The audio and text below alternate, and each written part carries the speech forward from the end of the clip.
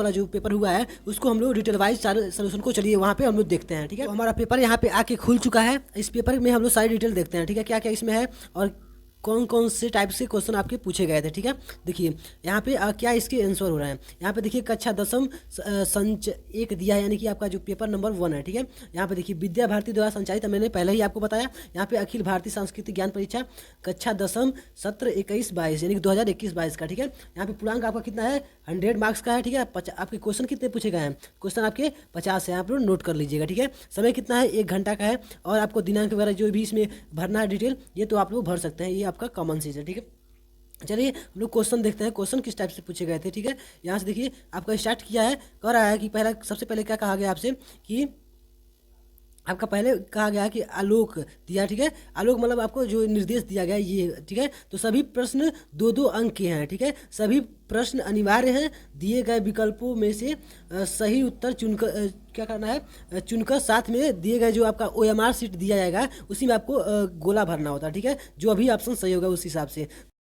तो हम लोग सबसे पहले प्रश्न से स्टार्ट करते हैं और सारे प्रश्न के डिटेल वाइज क्या करते हैं, इसके आंसर देते हैं। ठीक है, और सारे आंसर आपके करेक्ट आंसर कहाँ से लाए हैं, आपके पुस्तक से रिसर्च करके लाया गया है। ठीक है, देखिए तो यहाँ से यहाँ पे पहले स्टार्ट करते हैं। देखिए कह रहा है कि पहला प्रश्न कि हम भारतीयों के लिए हमारी यह भूमि जो है वह मात्र भूखंड नहीं तो क्या है, फिर क्या है। ठीक है, तो आपका ऑप्शन दिया है मातृभूमि और पितृभूमि और उसके बाद से देवभूमि और उसके बाद से क्या दिया है, तपोभूमि। ठीक है, तो इसमें से सही आंसर क्या होगा, तो आपका मातृभूमि हो जाएगा। ठीक है, ये आपका बिल्कुल करेक्ट आंसर होगा।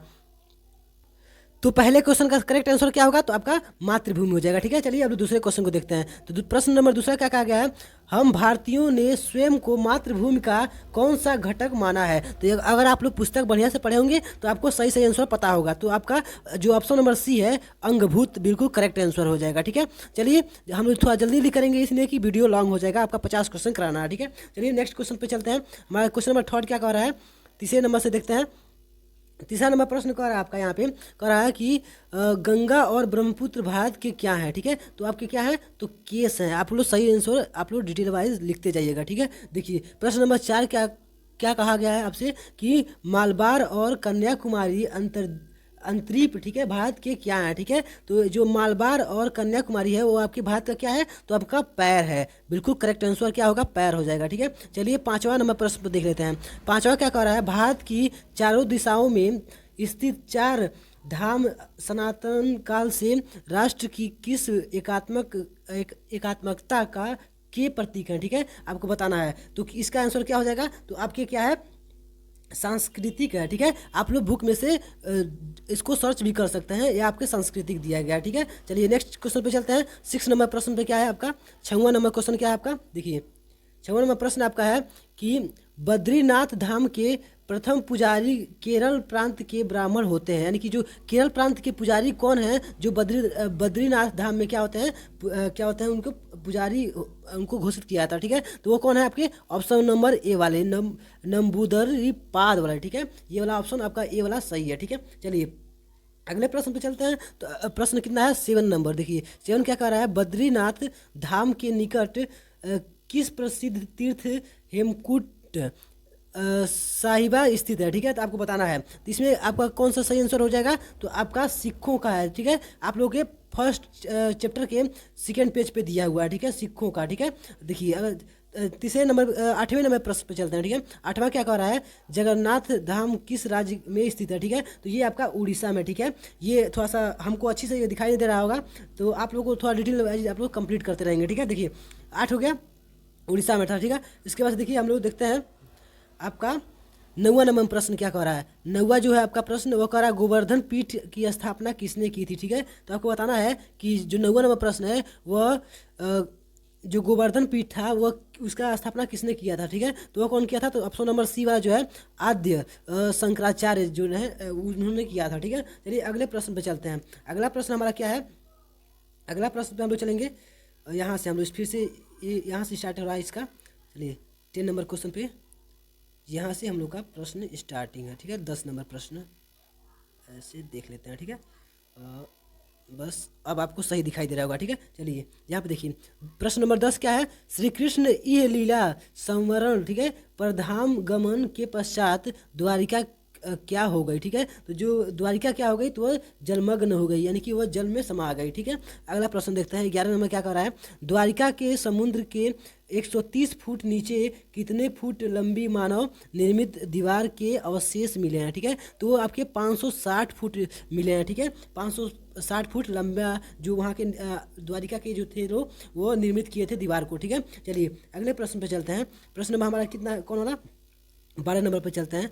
12 नंबर क्या कर रहा है आपको, क्या आपसे पूछा गया था 12 नंबर, तो 12 नंबर आपसे पूछा गया था कि रामेश्वरम धाम का मुख्य पुजारी उत्तर भारत का कौन से ब्राह्मण होते हैं। उत्तर भारत के कौन से जो ब्राह्मण हैं वो रामेश्वरम धाम में मुख्य पुजारी होते हैं, तो वो हैं रावल वंशी हैं, ठीक है। ऑप्शन नंबर बी वाला जो है आपका बिल्कुल करेक्ट आंसर है, ठीक है। अगले प्रश्न पे चलते हैं।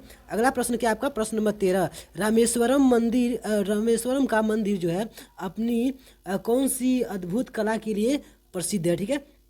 कौन सी कला के लिए प्रसिद्ध है, तो वह है आपका वास्तुकला, ठीक है। वास्तुकला के लिए रामेश्वरम मंदिर आपका फेमस है, ठीक है। चलिए अगले प्रश्न पे चलते हैं। अगला प्रश्न कौन आपका है, 15 नंबर प्रश्न कौन सा है यहाँ पे, 14 नंबर से देखेंगे अभी ना, 13 नंबर देखे थे, ठीक है। चलिए यहाँ से देख लेते हैं। तो 14 नंबर प्रश्न आपका क्या पूछ रहा है, 14 नंबर है कि सुगंधित चंदन वृक्षों के लिए कौन सा पर्वत प्रसिद्ध है, तो वो आपका ऑप्शन नंबर ए जो है मलयाचल जो है पर्वत, वो आपका बिल्कुल करेक्ट आंसर है इस सुगंधित चंदन वृक्षों के लिए, ठीक है। देखिए 15 क्या है, 15 प्रश्न आपका पूछा गया है 15 नंबर वाला। श्री कृष्ण के अग्रज बलराम की पत्नी रेवती के पिता का क्या नाम था, ठीक है। तो वो आपका कौन सा, ऑप्शन नंबर जो ए है रेवत जो थे वो क्या थे, वह आपके रेवती के पिता थे, ठीक है। चलिए 16 नंबर देखते हैं। 16 नंबर प्रश्न क्या पूछा गया आपसे, 16 नंबर यहाँ से चलिए देखिए। तो 16 नंबर प्रश्न में आपका कहा गया हिमालय के केंद्र में स्थित कौन सा अत्यंत विशाल सरोवर भारतीय जनमानस, ठीक है, में असीम श्रद्धा का पात्र है, ठीक है। तो कौन सा है, तो वो आपका है मानसर है, ठीक है। मानसर आपका जो प्रश्न नंबर 16 है, प्रश्न नंबर 16 का जो बी ऑप्शन है वो आपका बिल्कुल करेक्ट आंसर होगा, कौन सा, मानसर, ठीक है। चलिए 17 नंबर प्रश्न पे चलते हैं। 17 नंबर प्रश्न क्या कह रहा है कि भगवान शिव का निवास स्थान माने जाने वाले पर्वत में से पर्वत कौन सा है, ठीक है। तो ये तो बहुत सिंपल है, आप लोग बहुत बार सुने होंगे, क्या होगा, कैलाश पर्वत, आपका ऑप्शन नंबर ए बिल्कुल करेक्ट आंसर हो जाएगा। चलिए हम लोग अगले प्रश्न पे चलते हैं। तो अगला प्रश्न हमारा कहाँ आ गया, अगला प्रश्न आ जाए बाबू, चलिए यहाँ सेकेंड पेज पे दिया गया, ठीक है। चलिए सेकेंड पेज पे चले जाते हैं। चलिए सेकेंड पेज पे हम लोग को कहाँ से पूछा गया है, 18 नंबर प्रश्न से। यहाँ से देखिए हमारा 18 नंबर प्रश्न, तो हम लोग ऐसे लगा देते हैं। चलिए यहाँ से हम लोग डिटेल वाइज देखेंगे। चलिए फिर से, तो 18 नंबर प्रश्न आपसे क्या पूछा गया था, तो देखिए 18 नंबर प्रश्न पूछा गया था गुजरात प्रांत के कर्णावती से 130 किलोमीटर उत्तर सिद्धपुर जो है में कौन सा सरोवर है, ठीक है। तो कौन सा सरोवर है आपको बताना है, जो कि 130 किलोमीटर गुजरात प्रांत के कर्णावती से, ठीक है, ठीक है। तो कौन सा हो जाएगा आपका 18 नंबर प्रश्न का कौन सा आंसर सही है, तो आपका बिंदु सरोवर जो है आपका बिल्कुल करेक्ट आंसर हो जाएगा, ठीक है। अगले प्रश्न पर चलते हैं। अगला प्रश्न आपका कितना है, 19 नंबर प्रश्न जी, ठीक है। 19 नंबर प्रश्न कह रहा है कि मल्लिकार्जुन जो है ज्योतिर्लिंग आंध्र प्रदेश के किस पर्वत पर है, तो कौन सा है ऑप्शन, तो ऑप्शन नंबर ए जो है मल्लिकार्जुन ज्योतिर्लिंग आंध्र प्रदेश के श्रीशैल पर्वत पे स्थित है, ठीक है।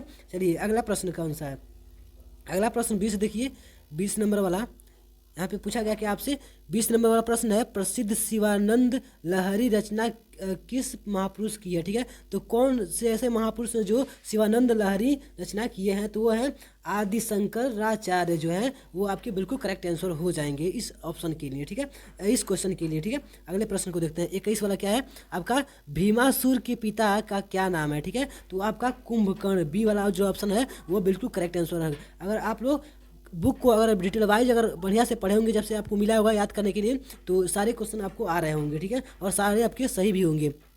चलिए तो यहाँ से हम लोग कुंभकर्ण तक देख लिए, 21 नंबर प्रश्न देख लिए। 22 नंबर देखते हैं। 22 नंबर वाले में आपके क्या कहा गया है, 22 देखिए पूछा गया है आज हमारा देश कौन सा संकुचित सीमाओं से सिकुड़ा हुआ है, तो वो आपका जो ऑप्शन नंबर बी है भौगोलिक जो है उससे आपका सिकुड़ा हुआ है भारत, ठीक है।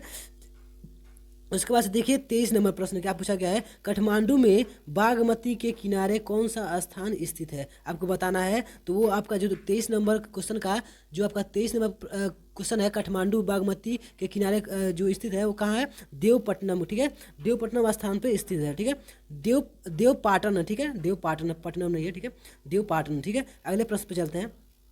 प्रश्न नंबर जो 14 है, 24 सॉरी 24 वाला क्या आपसे पूछा गया है कि 24 वाला है, गौतम बुद्ध की जन्मस्थली कौन सी है, ठीक है। तो वो आप लोग आसान होगा, नेपाल में लुम्बिनी जो है वो आपका क्या है, बिल्कुल करेक्ट आंसर हो जाएगा, ठीक है। यहाँ पे देखिए 25 नंबर प्रश्न क्या पूछा गया था, हिंगलाज शक्तिपीठ वर्तमान पाकिस्तान की किस प्रांत में स्थित है, तो किस प्रांत में है, तो आपका बलूचिस्तान में है, ठीक है। ये बिल्कुल करेक्ट आंसर आपका ऑप्शन नंबर बी हो जाएगा, ठीक है। अगले प्रश्न पर चलते हैं। अगला प्रश्न 26 नंबर जो है वो कह रहा है, सनातन काल से किस सांस्कृतिक जो संस्कृति है ने बंधु भाव को अपना आदर्श माना था, ठीक है। तो कौन माना था, तो हिंदू संस्कृत जो है उन्होंने उसने क्या किया था, अपने सनातन काल से ही क्या किया, संस्कृत को बंधु माना था, ठीक है। इसके बाद देखिए 27 नंबर प्रश्न क्या पूछा गया आपसे। 27 नंबर कहा गया है कि किस पुस्तक में धर्म द्वारा ही प्रजा के परस्पर रक्षित होने की बात कही गई है। ये बिल्कुल बहुत ही अच्छा प्रश्न पूछा गया आपसे, और ये सारे आपके कॉम्पिटिटिव एग्जाम्स में भी पूछे जाते हैं, ठीक है। तो इसमें क्या होगा, आपका ऑप्शन नंबर बी महाभारत सही हो जाएगा, ठीक है। अगले प्रश्न पर चलते हैं। आपका प्रश्न कितना है,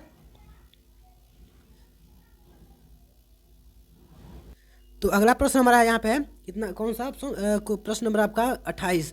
हमारे शास्त्रों के अनुसार पहला ऋण क्या है। ऋण आपको याद किए होंगे क्या है, आपका देव ऋण है, ठीक है। आपका कितने ऋण होते हैं, तो 3 ऋण होते हैं, कौन कौन से, तो पहला देव ऋण, दूसरा ऋषि ऋण और तीसरा पितृ ऋण, ठीक है। तो इसके बाद से देखिए तीसरा क्वेश्चन 29 नंबर प्रश्न क्या पूछा गया है कि प्रश्न नंबर 29 है, हमारे शास्त्रों में किस ऋण का उल्लेख नहीं है। तो अगर आपको ये तीनों याद है कि पहला देव, दूसरा कौन से ऋषि ऋण और तीसरा पितृ ऋण है, तो आप बता सकते हैं कि जो इसमें मात्र ऋण है जो है वो आपका नहीं है, ठीक है। तो इस प्रकार से आप लोग 29 का आंसर एक ही प्रश्न एक ही याद करेंगे और दोनों याद लगा दिए होते हैं आंसर, ठीक है। चलिए 30 वाले को देख लेते हैं। प्रश्न नंबर जो 30 आपका पूछा गया है वो क्या पूछा गया है, तो आपसे पूछा गया है 30 नंबर प्रश्न आपसे पूछा गया है कि गंगा सागर मेला कोलकाता महानगर से कितने किलोमीटर दूर द्वीप पर लगता है। तो आपको पता होना चाहिए कि 150 किलोमीटर दूर लगता है गंगा सागर से, और यह 300 किलोमीटर एरिया में लगता है, ये पता होना चाहिए। 300 किलोमीटर एरिया में लगता है। आपका जो सही होगा वो क्या होगा, आपका ये वाला 150 किलोमीटर दूर लगता है गंगा सागर से, ठीक है। यहाँ से देखिए अगले प्रश्न पे 31 नंबर प्रश्न क्या पूछा गया आपसे कि पुष्कर तीर्थ पर मेला किस अवसर पे लगता है। तो किस अवसर पे लगता है, तो आपका कार्तिक पूर्णिमा जो पड़ता है उस पर आपका पुष्कर मेला लगता है। चलिए अगले प्रश्न पे चलते हैं। प्रश्न नंबर आपका 32 जो है यहाँ पे चलते हैं। प्रश्न नंबर 32 आपसे क्या पूछा गया है कि पोंगल पर्व किस माह में मनाया जाता है। पोंगल जो आपका पर्व होता है वो किस पर्व किस क्या बोलता है किस माह में मनाया जाता है। तो पोंगल कहाँ का राष्ट्रीय पर्व है, तो आपका तमिलनाडु का है, ठीक है। तो यह जो इसका जो सही आंसर होगा वह जनवरी में मनाया जाता है, ठीक है, जनवरी में मनाया जाता है, ठीक है। ये आपके खिचड़ी जो आप लोग मनाते हैं इसी को पोंगल वहाँ पे मनाया जाता है, ठीक है। यहाँ पे देखिए 33 वाला प्रश्न क्या पूछा गया है, वट सावित्री व्रत कब मनाया जाता है। तो ये आपके ज्येष्ठ मास के की अमावस्या जो रात पड़ती है उसी रात को मनाया जाता है, ठीक है। ये आपके वट सावित्री व्रत, ठीक है। अब चलिए अगले प्रश्न पे चलते हैं। 33 तक हो गया। अब चलिए हम लोग अगले प्रश्न पे चलते हैं। तो हम लोग को अगले प्रश्न पे चलते हैं। यहाँ पे देखिए आपका 34 नंबर प्रश्न क्या पूछा गया आपसे वो हम लोग देख लेते हैं। तो चलिए अगले प्रश्न को देख लेते हैं। तो अगला प्रश्न हमारा जो यहाँ पे 34 नंबर प्रश्न है इसको देख लेते हैं। तो क्या कह रहा है कि समावर्तन का अर्थ क्या होता है। आपके एक प्रश्न में पूछा गया था, उसका जो आपका जो द्वारिका थी वह वहाँ पे श्री कृष्ण जी क्या हुए थे, समावर्तन हो गए थे, ठीक है। यानी कि वह क्या हो गए थे, पूर्ण लौट गए थे अपने धाम को, ठीक है। तो इसी को यहाँ पे समावर्तन होगा, ठीक है, यानी कि पूर्ण लौटना इसका अर्थ होता है। चलिए अगले प्रश्न पे चलते हैं। प्रश्न नंबर जो 35 आपसे पूछा गया है कि भारतीय दर्शन की विविध शाखाओं का विकास किससे हुआ है। तो किससे हुआ है, तो आपका उपनिषदों से हुआ है। ऑप्शन नंबर जो सी आपका है वह बिल्कुल करेक्ट आंसर हो जाएगा। अगले प्रश्न पे चलते हैं। प्रश्न नंबर जो आपका 36 है इसको देख लेते हैं। तो प्रश्न नंबर 36 यानी कि 36 कौन सा पूछा गया है आपसे, क्या पूछा गया है? तो यहाँ पे देखिए कह रहा है कि बांग्लादेश को भारत ने किस सन में मुक्ति दिलाई थी, यानी कि जो पाकिस्तान से यह कब्जा हुआ था उसमें मतलब भारत के जो सैनिक हैं वो कब इसको मुक्ति दिलाए थे। ठीक है, तो आप लोग अगर पढ़े होंगे भारत का इतिहास तो उसमें बताया होगा कि आपके ऑप्शन वाला जो सी है वह 1971 यानी कि 1971 में बांग्लादेश को आज़ाद कराया था भारत ने। ठीक है, चलिए 37 नंबर प्रश्न को देख लेते हैं। 37 वाला जो है उस 37 नंबर प्रश्न को देखते हैं। यहाँ पे क्या कर रहा है कि सन 1296 में,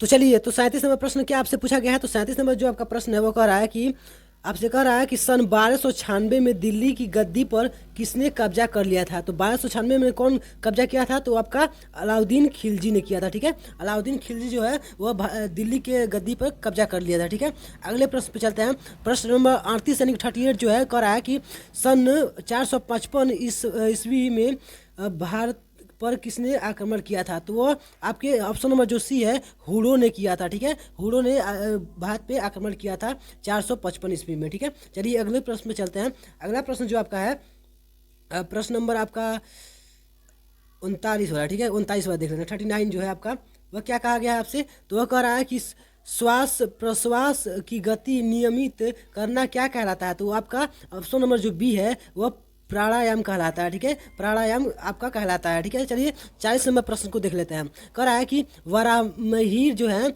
वह के ग्रंथ का नाम बताइए। जो इनके वराहमिहिर के जो ग्रंथ है क्या लिखे थे इन्होंने लिखा था पंच सिद्धांतिका। ठीक है, अगले प्रश्न पे चलते हैं। प्रश्न 41 वाला, भास्कराचार्य के ग्रंथ का क्या नाम है बताना है आपको। तो वो आपका है, इन्होंने तो लीलावती भी लिखी थी, इसमें से कई इसके पुस्तकों है, लेकिन इसमें से आपका बीजगणित जो है वो आपका बिल्कुल करेक्ट आंसर हो जाएगा। ठीक है, चलिए अगले प्रश्न पे चलते हैं।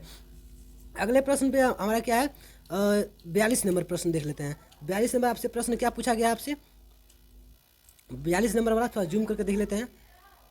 यहाँ से देखिए, तो 42 नंबर आपसे प्रश्न क्या पूछा गया है कि लाल रंग के ग्रह का नाम बताना है आपको। जो लाल रंग का ग्रह है वो बताना है आपको नाम। तो वह आपका कौन सा है? तो वह मंगल ग्रह है। ठीक है, उसके बाद देखिए 43 वाला क्या करा, प्रारंभ में आयुर्वेद में कितने प्रकार के ग्रंथ रचे गए? तो आपके 2 प्रकार के ग्रंथ रचे गए थे। ठीक है, प्रारंभ में। चलिए 44 नंबर प्रश्न क्या है कि आयु का वेद जो है का तात्पर्य बताना है आपको। इससे क्या है? तो ये आपका आयुर्वेद। ठीक है, यानी कि जो आयुर्वेद है वो ही आयु का वेद है। ठीक है, चलिए अगले प्रश्न पे चलते हैं। अगला प्रश्न जो आपका है 45 नंबर प्रश्न, 45 वाला यहाँ पे आ जाइए, बस यहाँ सही है। ठीक है, चलिए तो यहाँ से देखिए आपको जो 45 नंबर प्रश्न है यानी कि 45 वाला, Indian institute of science Bengaluru के प्रथम निर्देशक कौन थे? ठीक है, तो कौन थे? तो चंद्रशेखर वेंकट रमन थे। ठीक है, ये थे आपके इंडियन इंस्टीट्यूट ऑफ साइंस के प्रथम निर्देशक। ठीक है, अगले प्रश्न पे चलते हैं। 46 नंबर प्रश्न क्या आपसे पूछा गया है, भास्कराचार्य का लोक प्रसिद्ध ग्रंथ कौन सा है? ठीक है, तो लोक प्रसिद्ध ग्रंथ कौन सा है? तो आपका सिद्धांत शिरोमणि। ठीक है, सिद्धांत शिरोमणि भास्कराचार्य का लोक प्रसिद्ध ग्रंथ है, आप उनके जीवनी में पढ़ सकते हैं। ठीक है, अगले प्रश्न पे चलते हैं। प्रश्न नंबर जो 47 है वह क्या कह रहा है? तो 47 वाला कह रहा है आपसे कि भारत के प्रथम खगोल शास्त्री कौन थे? ठीक है, कौन थे इसमें से? इनमें से आपके आर्यभट्ट हैं, वह आपके प्रथम खगोल शास्त्री वैज्ञानिक थे। ठीक है, अगले प्रश्न पे चलते हैं। 48 वाला प्रश्न आपसे क्या पूछा गया है, चंद्रयान 2 जो है के प्रमुख हिस्से कितने थे? तो वो आपके 3 हिस्से थे, आपको आपके बुक में दिया गया है। ठीक है, चलिए अगले प्रश्न पे चलते हैं। 49 नंबर प्रश्न आपसे क्या पूछा गया है, सुश्रुत संहिता का विषय क्या है? ठीक है, तो सुश्रुत संहिता का विषय क्या है? तो वो आपका है आयुर्वेद। ठीक है, आयुर्वेद इसका बिल्कुल करेक्ट आंसर हो जाएगा। ठीक है, चलिए अगले प्रश्न पे चलते हैं। तो लास्ट आज का जो प्रश्न है इस पेपर का वो 50 नंबर प्रश्न वाला, वह क्या है? तो वह आपका है यहाँ पे इंद्र से चिकित्सा विद्या सीखने के लिए किसे भेजा गया था? तो जो इंद्र से चिकित्सा विद्या सीखने के लिए किसको भेजा गया था? तो आपका भारद्वाज को भेजा गया था। ठीक है, भारद्वाज को भेजा गया था। तो इसका जो बिल्कुल करेक्ट आंसर होगा वो कौन सा होगा? बी वाला ऑप्शन बिल्कुल करेक्ट आंसर होगा। तो इस तरह से हम लोगों ने सारे क्वेश्चन को 50 क्वेश्चन को हम लोग डिटेल वाइज कंप्लीट कर लिया है। आप लोग सारे अपने आंसर को चेक करेंगे कि कितना आपका सही हो रहा है। 50 आउट ऑफ कितना आपको आपका जो करेक्ट हो रहा है वो आप लोग कमेंट बॉक्स में लिख के बताएंगे कि हमारा इतना प्रश्न सही हुआ है। ठीक है, अगर आपका 45 प्लस हो रहा है तो आपका सबसे बेस्ट है। ठीक है, इसलिए आपका वहाँ से आपको एग्जामिनेशन में आपको टॉप करने का बेस्ट चांस मिलेगा, ठीक है, अगर 45 प्लस ला रहे हैं, ठीक है। तो इस तरह से आप लोग बताएंगे सारे कमेंट बॉक्स में, आप लोग सारे वीडियोज़ देखना चाहते हैं इससे रिलेटेड, तो आपको डिस्क्रिप्शन बॉक्स में सारे के लिंक मिल जाएंगे। तो इस प्रकार से आप लोग सारे वीडियो को देख सकते हैं, ठीक है। आपके इस चैनल पे सारे कॉम्पिटिटिव एग्जाम्स से थोड़ा थोड़ा टिप्स